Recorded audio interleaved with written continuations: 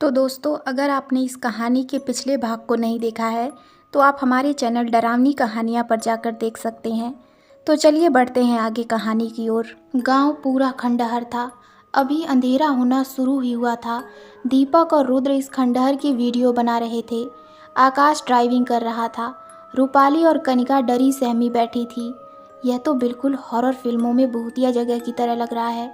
ऐसी जगह सिर्फ फिल्मों में देखने को मिलती हैं। वीडियो बनाते बनाते दीपक कहने लगा, हाँ यार, हमारी यह वीडियो हिट हो जाएगी। दीपक की बात का जवाब देते हुए रुद्र ने कहा, अरे ओ, अभी अपने कैमरे को बंद करो।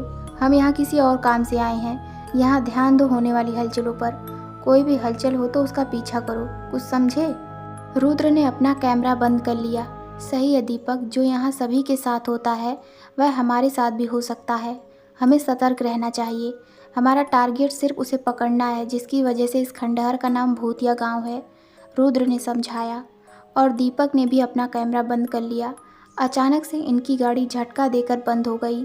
आकाश ने बार बार ट्राई किया लेकिन गाड़ी स्टार्ट नहीं हो रही थी। क्या हुआ आकाश? हैरानी से रुद्र ने पूछा। वह तो मुझे भी नहीं पता। गाड़ी का बोनट खोलकर देखना पड़ेगा। आकाश गाड़ी से नीचे उतरा और गाड़ी का बोनट खोला। गाड़ी से धुआं निकल रहा था। पानी की टंकी का ढक्कन खोलकर देखा तो पानी की कमी थी। क्या हुआ आकाश? पता चला क्या गड़बड़ है? रुद्र ने पूछा। हाँ, पानी की कमी है। तुम यहीं ठहरो, मैं जाकर पानी लेकर आता हूँ। अरे कहाँ से लेकर आओगे? पता भी है कहाँ पानी है? दीपक ने कहा। अगर पता नहीं है तो पता करना पड़ेगा, क्या कर सकते हैं। अच्छा ठीक है, फिर मैं तुम्हारे साथ चलता हूँ। दीपक यह कहते हुए गाड़ी से उतरा। अरे पानी लेने जा रहा हूँ, कोई पहाड़ उठाने नहीं जा रहा हूँ। तुम चिंता मत करो, मैं ले आऊँगा, आकाश ने कहा। हम जानते हैं कि तुम कोई पहाड़ उठाने नहीं जा रहे हो, लेकिन अभी हम खतरे की जगह पर हैं, इसलिए अकेले जाना ठीक नहीं है, रुद्र कहने लगा। या तो दीपक को अपने साथ ले जाओ या तो मैं तुम्हारे साथ चलता हूँ। आकाश को उनकी बातें सही लग रही थी। अच्छा ठीक है रुद्र, तुम मेरे साथ चलो। रुद्र आकाश के साथ पानी लेने चल पड़ा। अब अंधेरा हो चुका था। अंधेरे में यह खंडहर और भी डरावना लग रहा था। कुछ दूर चलने पर भी इन्हें पानी का कोई साधन नहीं दिखा। आकाश ने कुछ पायल की आवाज़ सुनी और पीछे मुड़कर देखा। एक राजस्थानी लिबास पहने एक औरत इनका पीछा कर रही थी। जैसे ही आकाश ने पीछे मुड़कर देखा तो इस औरत ने अपने कदम रोक लिए। रुद्र भी यह देख रहा था।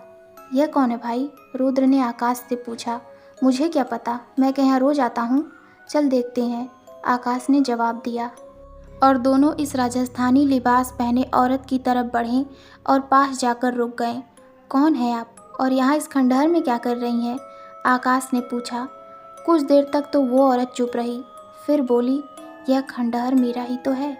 मैं तो यहाँ दिन रात रहती हूँ। आप कौन हैं जो मुझसे बिना पूछे मेरी जगह पर आए हैं?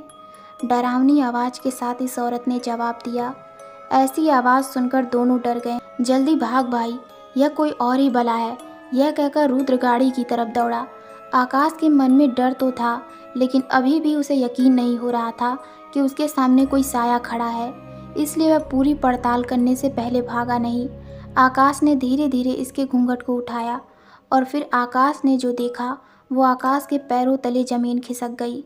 इसका चेहरा भद्दा और डरावना था। ऐसा चेहरा केवल चुड़ैल का ही हो सकता है। फिर आकाश की नज़र इस औरत के पाँव की तरफ गई जो कि उल्टे थे। अब तो आकाश भी कांपने लगा और जल्दी से गाड़ी की तरफ भागा। रुद्र आकाश के आगे आगे भाग रहा था। आकाश ने देखा कि रुद्र एकदम से हवा में उठ गया। रुद्र को भी नहीं समझ आ रहा था कि यह उसके साथ क्या हुआ। फिर वह बहुत तेज़ी से एक दीवार में टकराया और रुद्र की बहुत तेज चीख निकली। उसके सर से खून निकलने लगा। उस दीवार में टकराने के बाद रुद्र सीधा ज़मीन पर पड़ा। अचानक उसके पास एक सफ़ेद कुर्ता पजामा पहने और भद्दी शक्ल का साया प्रकट हुआ। आकाश की सांसें बढ़ी हुई थी। वह थमकर अपने दोस्त रुद्र को देखने लगा। जमीन पर रुद्र घायल पड़ा था। उस साये ने रुद्र के दोनों हाथ पकड़े और जड़ से उखाड़ दिए। रुद्र की बहुत ही दर्दनाक चीख निकली। यह देखकर आकाश की आंखें फटी की फटी रह गईं। रुद्र लगातार चीख रहा था। फिर वह साया रुद्र के पास बैठ गया और उसके पेट में हाथ डालकर पेट को खोल दिया।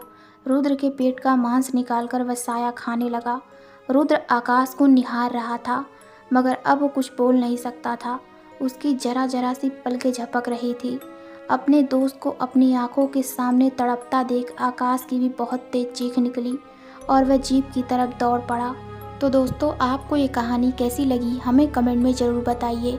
तो मिलते हैं इस कहानी के अगले भाग में। धन्यवाद।